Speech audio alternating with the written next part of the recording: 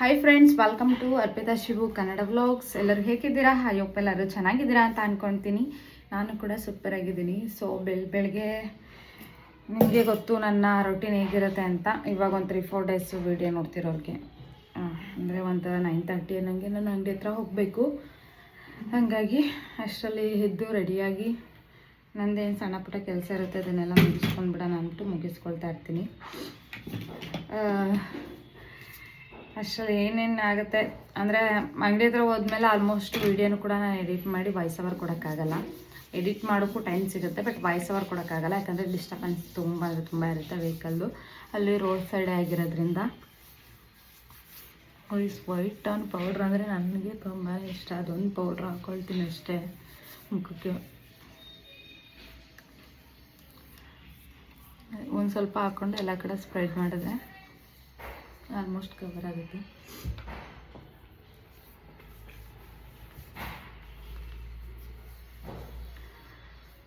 ಇತ್ತೀಚೆಗೆ ನಾನು ಕ್ರೀಮ್ಗಳೆಲ್ಲ ಬಿಟ್ಬಿಟ್ಟಿದ್ದೀನಿ. ಯಾವ ಕ್ರೀಮು ಆಗ್ತಾಯಿಲ್ಲ, ಯಾವ ಕ್ರೀಮ್ ಸೋಪ್ ಯಾವುದೂ ಅಡ್ಜಸ್ಟ್ ಆಗ್ತಾಯಿಲ್ಲ ನನಗೆ.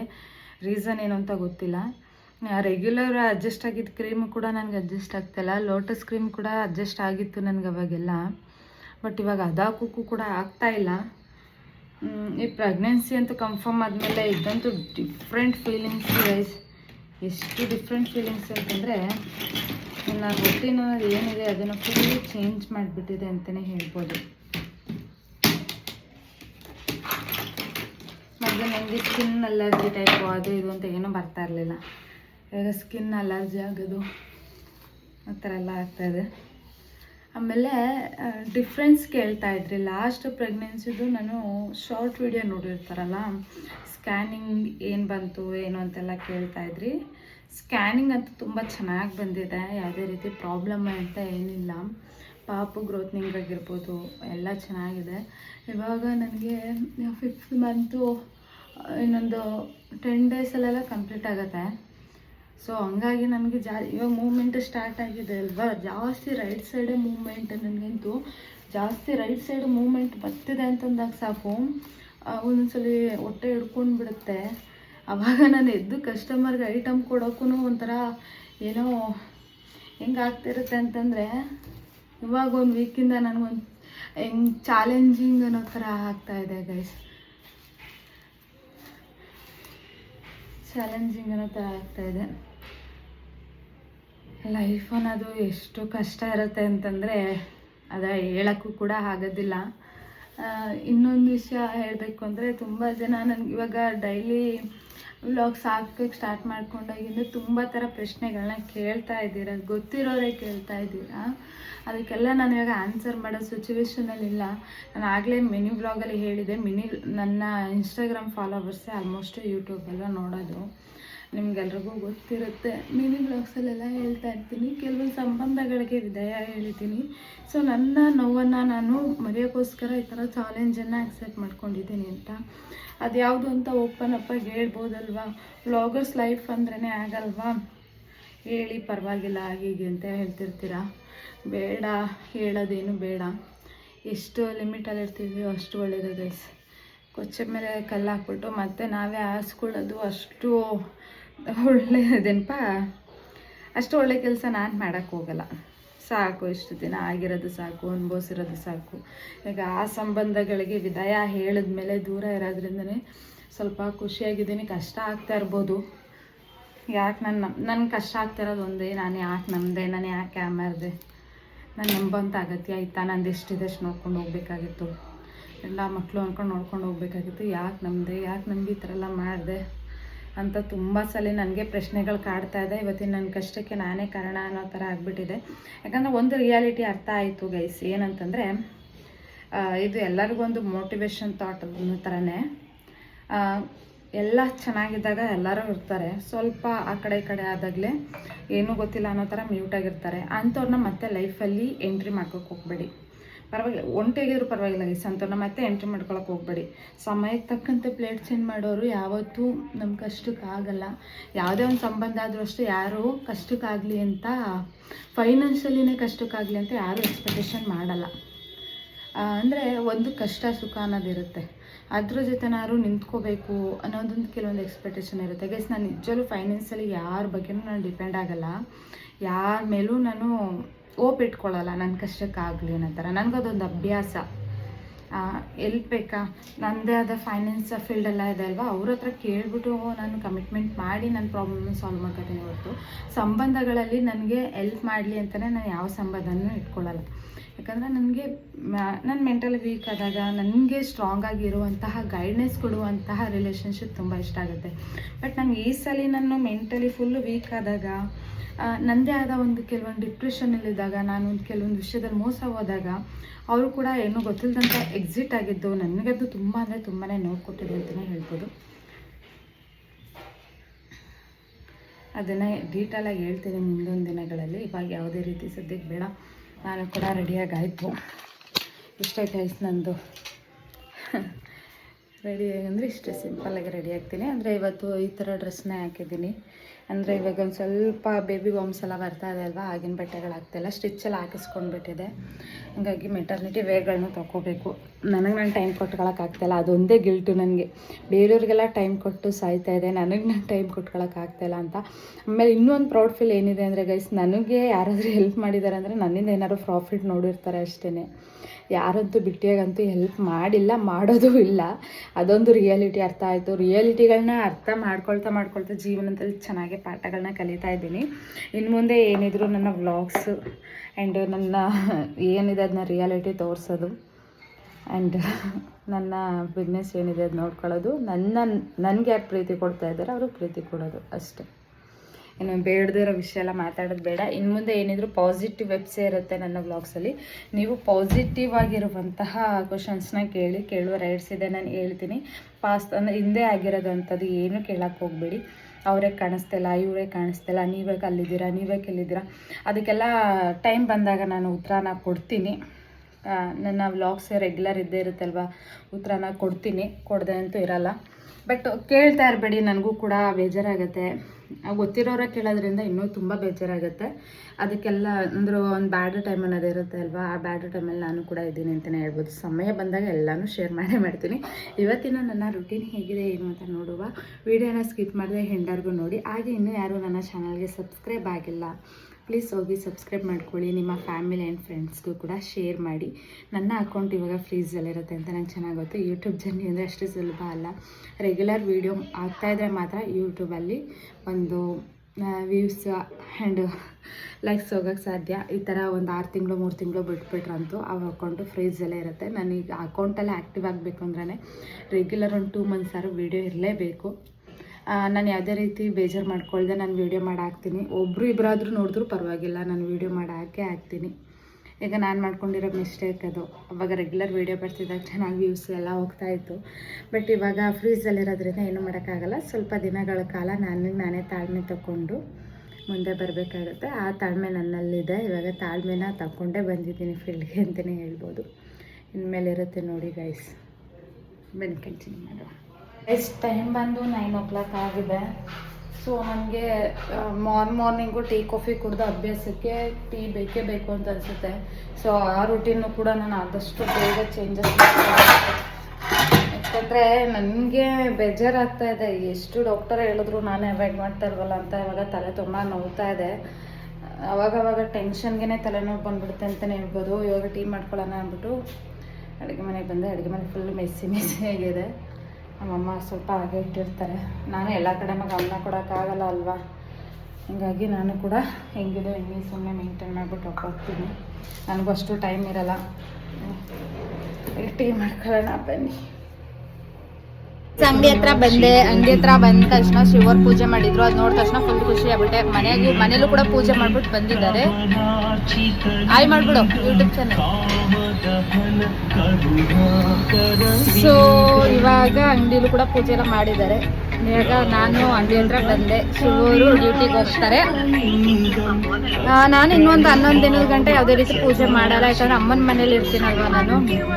ಅಲ್ಲಿಂದ ಅಮ್ಮವ್ರಿಗೆ ಸೂತ್ಕ ಇದೆ ಅಲ್ವಾ, ಹಂಗಾಗಿ ನಾನು ಯಾವುದೇ ರೀತಿ ಪೂಜೆ ಮಾಡಲ್ಲ. ಇನ್ಮೇಲೆ ಏನಿದ್ರು ಶಿವರೇ ಪೂಜೆ ಮಾಡ್ತಾರೆ. ಇವತ್ತಿನ ನನ್ನ ಡೇ ರೊಟೀನು ಯಾವ ಥರ ಇರುತ್ತೆ ಏನು ಅಂತ ಗೊತ್ತಿಲ್ಲ. ಕೇಳಬೇಕು. ಏನ್ ಅನಿಸ್ತು ಬೆಳಗ್ಗೆ ಎದ್ದು ಮನೇಲಿ ವಾರ ಮಾಡಿ ಬಂದು ಏನ್ ಅನಿಸ್ತು? ಫೀಲಿಂಗ್ ಚೆನ್ನಾಗಿದ್ಯಾ? ಬಾಯ್ ಬಿಟ್ಟು ಮಾತಾಡು ಗೈಸ್. ಅರ್ಪಿತಾ ಶಿವು ಕನ್ನಡ ಬ್ಲಾಗ್ಸ್ ಅಂತಂದ್ರೆ ಅರ್ಪಿತಾ, ನಾನು, ಶಿವು, ಇವರು. ಸುಮಾರು ಜನ ಕೇಳ್ತಾರೆ ಶಿವು ಯಾರು ಅಂತ. ಆಲ್ಮೋಸ್ಟ್ ಎಲ್ಲ ಅವ್ರ ಹಸ್ಬೆಂಡ್ ನೇಮ್ಗಳನ್ನ ಹಾಕೊಂಡಿರ್ತಾರಲ್ವಾ. ನಾನು ಮದ್ವೆಗಿಂತ ಮುಂಚೆನೆ ಇವ್ರ ನೇಮನ್ನ ಆ್ಯಡ್ ಮಾಡ್ಕೊಂಡಿದ್ದೀನಿ. ಖುಷಿ ಕೊಡ್ಬೇಕು.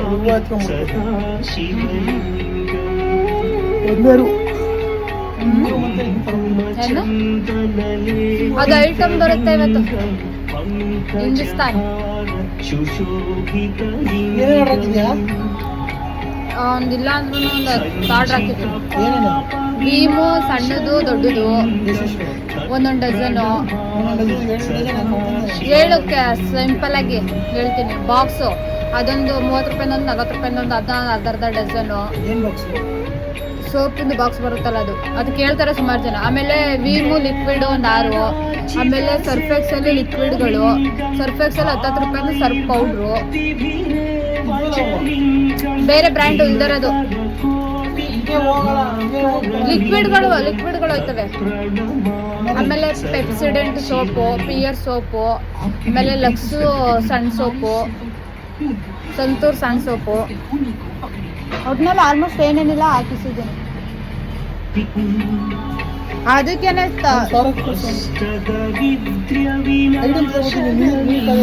ಸಾಲೆ ಅಮೌಂಟ್ ಕೇಳೋದು ಕೇಳಿ ಬಂದಿದ್ದಂತೂ ನನಗೆ ಕೊಡಲ್ಲ.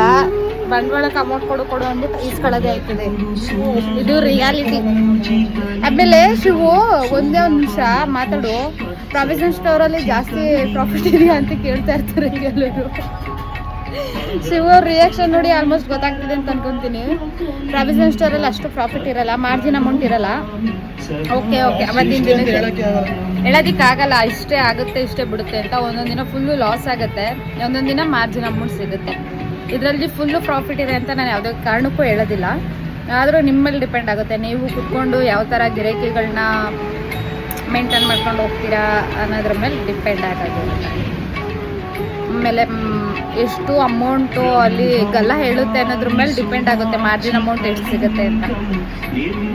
ನಂದು ಒಂದು ಸ್ವಲ್ಪ ಮಲ್ಟಿ ಅಂತಂದರೆ ಫ್ಯಾಷನ್ ಡಿಸೈನಿಂಗು ಅದು ಇದು ಮಿಕ್ಸಲ್ಲಿರೋದಕ್ಕೆ ಓಕೆ ಪರವಾಗಿಲ್ಲ. ಗೈಸ್ ಒಂದು ಸ್ವಲ್ಪ ಅಂಗಡಿದು ಬಂಡವಾಳದ್ದು ಏನೇನು ಇಷ್ಟಿದೆ ಅಂತ ನೋಡ್ಕೋಬೇಕು. ಅದು ನೋಡ್ಕೊಂಡು ಆದಮೇಲೆ ವಿಡಿಯೋ ಕಂಟಿನ್ಯೂ ಮಾಡುವ. ಈ ಥರ ಬೇಗ ಬರೋ ಕಾರಣ ತಿಂಡಿ ಮಾಡ್ಕೊಂಡು ಬಂದಿರಲ್ಲ. ನಮ್ಮಮ್ಮ ಈ ಥರ ಬಾಕ್ಸ್ಗೆ ಹಾಕೊಬಂದು ಕೊಟ್ಬಿಟ್ಟಿದೆ. ಪೊಂಗಲ್ ಮಾಡಿದರು, ಪೊಂಗಲ್ ಹಾಕೊಬಂದು ಕೊಟ್ಟಿದ್ದಾರೆ. ಲಾಸ್ಟ್ ಟೈಮ್ ತಿಂಡಿನೂ ಪೊಂಗಲ್ಲೇ ಮಾಡಿದೆ ಹೋಟೆಲಲ್ಲಿ ಒಂದು 2 days ಬ್ಯಾಕು.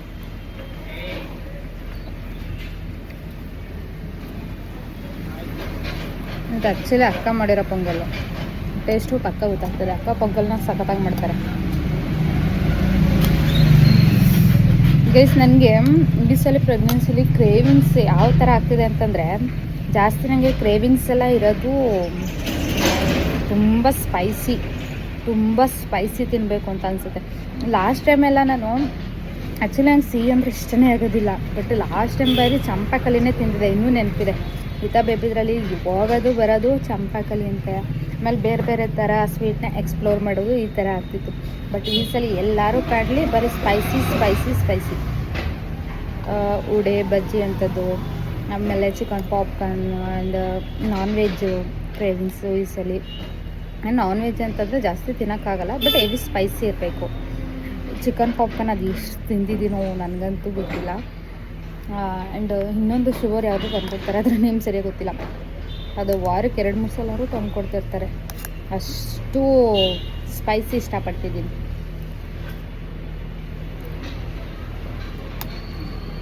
ಆಮೇಲೆ ಕೆಲವರೆಲ್ಲ ನನ್ನ ಮೂಡ್ ಸ್ವಿಂಗ್ಸ್ ನೋಡಿಬಿಟ್ಟು, ಆಮೇಲೆ ನೋಡ್ತಾ ಶೇಪ್ ನೋಡಿಬಿಟ್ಟು ಹಿಂಗಾಗೋದು ಇದೇ ಥರ ಬೇಬಿ ಅಂತ ಹೇಳ್ತಾ ಇರ್ತಾರೆ. ಅದು ಯಾವನ್ನೂ ನಾನು ನಂಬಕ್ಕೆ ಹೋಗಲ್ಲ.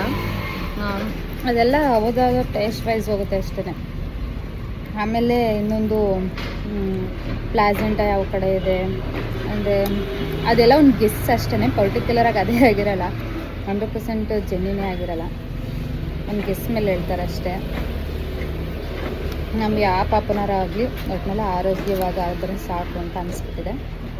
ಆ್ಯಂಡ್ ಇತ್ತ ಬೇಬಿಗೆ ಒಬ್ಬರು ಪಾರ್ಟ್ನರ್ ಅಂತ ಬೇಕಿತ್ತು, ಯಾರಾದರೂ ಆಗಲಿ, ಬಾಯ್ನರಾಗಲಿ ಗರ್ಲರೂ ಆಗಲಿ ತುಂಬ ಆರೋಗ್ಯವಾಗಿ ಚೆನ್ನಾಗಿ ಹುಟ್ಟಿದ್ರೆ ಸಾಕು. ನಮ್ಗೆ ಅದೇ ಬೇಕು ಇದೇ ಬೇಕು ಅನ್ನೋ ಎಕ್ಸ್ಪೆಕ್ಟೇಷನ್ ಅಂತೂ ಸೀರಿಯಸ್ಲಿ ಇಲ್ಲ ನನಗೆ, ಶಿವಗೆ, ನಮ್ಮ ಮನೆಯವ್ರಿಗಿದೆ, ಬಟ್ ನಮಗಿಲ್ಲ. ಯಾವ್ದಾರಾಗಲಿ ಆರೋಗ್ಯವಾಗಿ ಹುಡಲಿ. ಆ್ಯಂಡು ನಮ್ಗೆ ಏನಾರು ಹೆಚ್ಚು ಕಮ್ಮಿ ಆಯಿತು ಮುಂದಕ್ಕೆ ಅಂತಂದ್ರೂ ಒಬ್ರಿಗೊಬ್ರು ಬೆಂಬಲವಾಗಿರೋಕ್ಕೆ ನಮ್ಮ ಮಿತಾ ಬೇಬಿಗೆ ಯಾರಾದರೂ ಒಬ್ರು ಬೇಕು. ಅದು ಈ ಪಾಪ ಆಗಿರ್ಬೇಕು ಅನ್ನೋದಷ್ಟೇ. ಅಕ್ಕ ತಂಗಿ, ಆಮೇಲೆ ಅಕ್ಕಂಗೆ ತಮ್ಮ, ಅಕ್ಕಂಗೆ ತಂಗಿ ಅಂತ ಯಾರಾದರೂ ಒಬ್ರು ಇರಬೇಕು. ಒಬ್ರಿಗೊಬ್ರು ಬೆಂಬಲವಾಗಿರ್ತಾರೆ. ಇದು ನನ್ನ ಒಪಿನಿಯನ್. ಕೆಲವರೆಲ್ಲ ಹಿಂಗೆ ಅಮ್ಮ ಬೇಕಾ ಅಪ್ಪ ಬೇಕಾ? ಅಮ್ಮ ಇಬ್ಬರಲ್ಲಿ ಒಬ್ರು ಹೇಳು. ಅಪ್ಪ ಬೇಕಾ ಅಮ್ಮ ಬೇಕಾ? ನನ್ನ ಮಗಳ ಎಷ್ಟು ಗುಡ್ ಗರ್ಲ್ ನೋಡಿ. ಅಮ್ಮ ಬೇಕಾ ಅಪ್ಪ ಬೇಕಾ ಅಂದ್ರೆ ಅಮ್ಮ ಅಪ್ಪ ಅಂತಾಳೆ, ಇಬ್ರು ಹೇಳ್ತಾಳೆ. ನಿಂಗೆ ಅಪ್ಪ ಇಷ್ಟನಾ ಅಮ್ಮ ಇಷ್ಟನಾ? ಇದು ಅಮ್ಮ ಇಷ್ಟನಾ ಅಪ್ಪ ಇಷ್ಟನಾ? ಅಮ್ಮ ಅಪ್ಪ.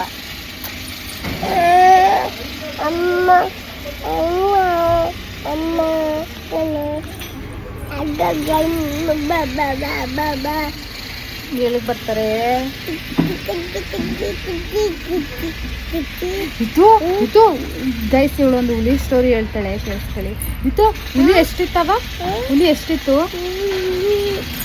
ಹುಲಿ? ಒಂದು ಕಸ್ಟಮರ್ ಬರ್ತಾವ್ರು. Video stop. ಗೈಸ್, ನಮ್ಮಮ್ಮ ಫ್ರೂಟ್ಸ್ನ ಬಿಡಿಸ್ಕೊಡ್ತಾ ಇದೆ. ಫ್ರೂಟ್ಸ್ ತಿಂತಾ ಇದ್ದೀನಿ, ನನ್ನ ಮಗಳಿಗೂ ನನಗೂ.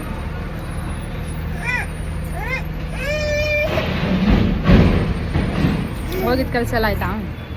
ಎಲ್ಲ ಸರಿ ಹೋಗಿದ್ದಲ್ಲ ಗೈಸ್. ಇವಾಗ ಹಾಸ್ಪಿಟಲ್ ಚೆಕಪ್ ಎಲ್ಲ ಮುಗಿಸ್ಕೊಂಡು ಬಂದೆ. ಅವಳ ಜೊತೆ ಜಗಳ ಆಡ್ಬೇಡ ಇರು. ಸೊ ನೋಡ್ತಾ ಇರ್ಬೋದು ನಮ್ಮ ಪಾಪಂದು ಬೆನ್ನಿನ ಮೂಳೆ ಎಷ್ಟು ಕ್ಲಾರಿಟಿಯಾಗಿ ಕಾಣಿಸ್ತಾ ಇದೆ ಅಂತ. ಸೊ ರಿಪೋರ್ಟ್ ಎಲ್ಲ ತುಂಬ ಚೆನ್ನಾಗಿ ನಾರ್ಮಲ್ ಬಂದಿದೆ. ಬಟ್ ನನ್ನ ಹೆಲ್ತು ಸ್ವಲ್ಪ ಆ ಕಡೆ ಈ ಕಡೆ. ಶಾಪೆಲ್ಲ ಕ್ಲೋಸ್ ಆದಮೇಲೆ Mandya cake of the day ಅನ್ನೋ ಶಾಪ್ಗೆ ಹೋದ್ವಿ. By one get one offer ಎಲ್ಲ ತುಂಬ ಚೆನ್ನಾಗಿ ನಡೀತಾ ಇತ್ತು. ಒಂದು ಕೇಕ್ ತಗೊಂಡ್ರೆ ಒಂದು ಕೇಕ್ ಫ್ರೀ ಅನ್ನೋ ಥರ. ಹಾಗೆ ಒಂದು ಪೀಸ್ ಕೇಕ್ ತಗೊಂಡ್ರು ಕೂಡ ಒಂದು ಪೀಸ್ ಕೇಕ್ ಫ್ರೀ ಆಗಿ ಸಿಗ್ತಾ ಇದೆ. ಸೊ ಇದು ನಮ್ಮ ವಿ ರೋಡಲ್ಲಿ ಲೊಕೇಟ್ ಆಗಿದೆ ಅಂತಲೇ ಹೇಳ್ಬೋದು. ಯಾರ್ಯಾರು ನಮ್ಮ ಮಂಡ್ಯದವರು ಈ ವ್ಲಾಗನ್ನು ನೋಡ್ತಾ ಇದ್ದೀರಾ, ಒಂದ್ಸಲಿ ಹೋಗಿ ಚೆಕ್ಔಟ್ ಮಾಡಿ. ಟೇಸ್ಟ್ ವೈಸ್ ಅಂತೂ ತುಂಬ ಚೆನ್ನಾಗಿದೆ. ನೆಕ್ಸ್ಟ್ ನನ್ನ ಮನೆಗೆ ಬಂದು ನೋಡಿದ್ರೆ ನನಗೆ ಒಂದು ಬಿಗ್ ಸರ್ಪ್ರೈಸ್ ಅಂತಲೇ ಹೇಳ್ಬೋದು. ನಾನು ಹಾಕಿ ಬೆಳೆಸಿರುವಂಥ ಗಿಡದಲ್ಲಿ ಬ್ರಹ್ಮಕಮಲಗಳು ಬಿಟ್ಟಿದೆ. ಇದು ತುಂಬ ಟೈಮ್ ಬಿಡ್ತಾ ಆಯಿತು. ಈ ಸಲ ಕೂಡ ಒಂದೇ ಸಲ 3-4 ಬಿಟ್ಟಿದೆ. ಮೊಗ್ಗಳು ತುಂಬ ಆಗಿತ್ತು, ಅದರಲ್ಲಿ ಇವತ್ತು 3 ಮೊಗ್ಗಳು ಹರಡಿತು. ಬ್ರಹ್ಮಕಮಲ ಗಿಡನ ನಾನು ಒಂದು ಪುಟ್ಟ ಎಲೆ ತಂದು ಹಾಕಿದ್ದು, ಅದೆಷ್ಟು ದೊಡ್ಡದಾಗಿ ಮೊಗ್ಬಿಟ್ಟು ಹೂ ಅರಳುತ್ತಾ ಇದೆ. ಏನೊಂಥರ ಪಾಸಿಟಿವ್ ವೆಬ್ಸು. ಸೊ ಬ್ರಹ್ಮಕಮಲ ಹರಳಿದ್ರೆ ಒಳ್ಳೆಯದು, ಮನೇಲಿ ಬೆಳೆದ್ರೆ ಒಳ್ಳೆಯದು ಅಂತ ತುಂಬ ಜನ ಹೇಳ್ತಾರೆ. ನಾನು ಕೂಡ ಅದೇ ರೀತಿ ಹಾಕಿದ್ದೆ. ಮೊಗ್ಗಳೆಲ್ಲ ನೋಡಿ ಏನೋ ಒಂಥರ ನನಗೆ ಹೊರಗಡೆಯಿಂದ ಟಯರ್ಡಾಗಿ ಬಂದಿದ್ಕು, ಹಾಸ್ಪಿಟಲಿಂದ ಹೋಗಿ ಟಯರ್ಡ್ ಬಂದಿದ್ಕು ಒಂಥರ ಪಾಸಿಟಿವ್ ವೆಬ್ಸ್ ಸಿಕ್ತು ಅಂತಲೇ ಹೇಳ್ಬೋದು. ನಾನು ಈ ಥರ ಸಣ್ಣ ಪುಟ್ಟ ವಿಷಯದಲ್ಲೂ ಕೂಡ ತುಂಬ ಖುಷಿ ಪಡುವಂತಹ ಹುಡುಗಿ. ಆ್ಯಂಡ್ ಅದೇ ಥರ ನನಗೂ ಕೂಡ ತುಂಬ ಇಷ್ಟ ಹಳ್ಳಿ ಸೈಡ್ ಇರಬೇಕು, ಗಿಡ ಮರ ಎಲ್ಲ ಬೆಳೆಸ್ಕೊಂಡು ಅಂತ. ಅನಿವಾರ್ಯತೆಗಳಿಂದ ನಾನು ಹೊರಗಡೆ ಇದ್ದೀನಿ ಅಂತಲೇ ಹೇಳ್ಬೋದು. ಬಟ್ ಆ ಥರ ಲೈಫು ಬಂತು ಅಂತಂದರೆ ನನ್ನ ಲೈಫಲ್ಲಿ ತುಂಬ ಅಂದರೆ ತುಂಬಾ ಎಂಜಾಯ್ ಮಾಡ್ತೀನಿ. ಅದಾದಮೇಲೆ ಶಿವು ಅವಳ ಮಗಳಿಗೆ ಅಪ್ಪ ಮಗಳು ಸಾಂಗ್ನ ಕೇಳಿಸ್ತಾ ಇದ್ರು. ಅವಳು ಕೂಡ ತುಂಬ ಚೆನ್ನಾಗಿ ಎಂಜಾಯ್ ಮಾಡ್ತಾ ಇದ್ಲು ಅಂತಲೇ ಹೇಳ್ಬೋದು.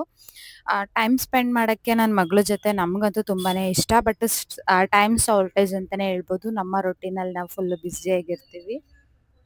ಎಷ್ಟು ಸಾಧ್ಯ ಆಗುತ್ತೋ ಅಷ್ಟು ಟೈಮ್ ಕೊಡೋಕ್ಕೂ ಕೂಡ ಟ್ರೈ ಮಾಡ್ತಾ ಇದ್ದೀವಿ. ಹಾಗೆ ಅಷ್ಟು ಪ್ರೀತಿ ಕೊಡೋಕ್ಕೂ ಕೂಡ ನಾವು ಪ್ರಯತ್ನ ಮಾಡ್ತಾ ಇದ್ದೀವಿ ಅಂತಲೇ ಹೇಳ್ಬೋದು. ನೋಡ್ತಾ ಇರ್ಬೋದು ಶಿವು ಮತ್ತು ಅವ್ರ ಮಗಳು ಆರಾಮಾಗಿ ಮಲಗಿದ್ದಾರೆ. ಇಲ್ಲಿ ವ್ಲಾಗ್ ಈತ ಮಲಿಕಂದವಳ ಅವ್ರ ಅಪ್ಪನ ಜೊತೆ.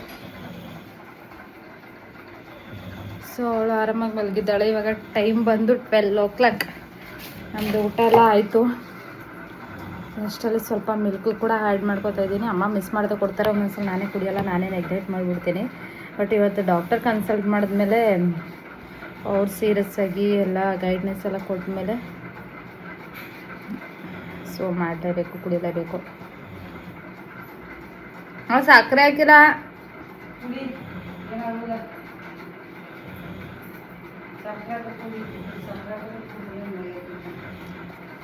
ಸಕ್ಕರೆ ಹಾಕೋದಂತ ಕುಡಿದ್ರೆ ಮೈ ಎತ್ತದಂತೆ.